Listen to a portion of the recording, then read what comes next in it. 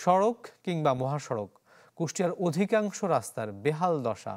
প্রতিদিন শত শত চালের ট্রাক এই সড়ক দিয়ে যাতায়াতের ফলে বড় বড় গর্ত আর খানাখন্দ তৈরি হয়েছে।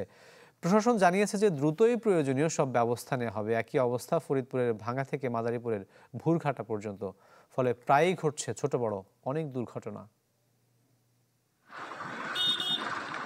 ছোট বড় গর্ত পাশ কাটিয়ে হেলে দুলে চলছে গাড়ি। ইট সুরকির প্রলেপে আপৎকালীন সংস্কারেও মহাসড়কে কমেনি দুর্ভোগ। ফরিদপুরের ভাঙ্গা থেকে মাদারীপুরের ভারঘাটা পর্যন্ত প্রায় ৪৭ কিলোমিটার সড়কই যেন মরণ ফাঁদ। ফরিদপুর রাস্তা, তারপর বরিশালের রাস্তা, সব রাস্তা অবস্থা খুবই খারাপ। রাস্তা ভাঙ্গা, মালিক মাজুরা ক্ষতিগ্রস্ত হচ্ছে, পাতি ভেঙে যাচ্ছে, গাড়ির বডি ছুটে যাচ্ছে, বক্সেতে মাল পড়ে যাচ্ছে। ঝাঁকি লাগে, মাজায় ব্যথা পায়, কষ্ট হয়। বর্তমান এভারেজ ৪০-৪৫-এর উপরে গাড়ি উঠানো যাচ্ছে না। সড়ক বিভাগের দাবি, টেকসই মেরামতে চাওয়া হয়েছে বরাদ্দ। অনুমোদন পেলেই দ্রুত কাজ শুরু হবে। ৪৭ কিলোমিটার যত যে গর্তগুলো হয়ে গেছে, গর্তগুলোরে আমরা এখন বিটুমিনাস মানে পাথর বিটুমিন দিয়ে এগুলো করে দিতেছি, মেরামত করতেছি। RICL TMX, যুগের পর যুগ স্থাপনা থাকে মজবুত।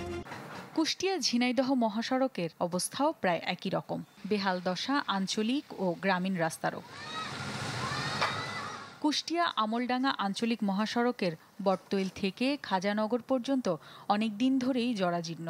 দেশের অন্যতম বড় মোকাম খাজানগর থেকে প্রতিদিন শত শত ট্রাক চাল নিয়ে চলাচল করে এই পথ দিয়ে। আলমডাঙ্গার এই রাস্তা বিজাই খারাপ, পুকুর জায়গায় পুকুর হয়ে গেছে। দৈনিক আপনার 20টা 30টা করে অটো উল্টায়। ভাঙার কারণে মনে করেন গাড়ি পাল্টি খাইতেছে, ভাঙে পড়ে থাকতেছে।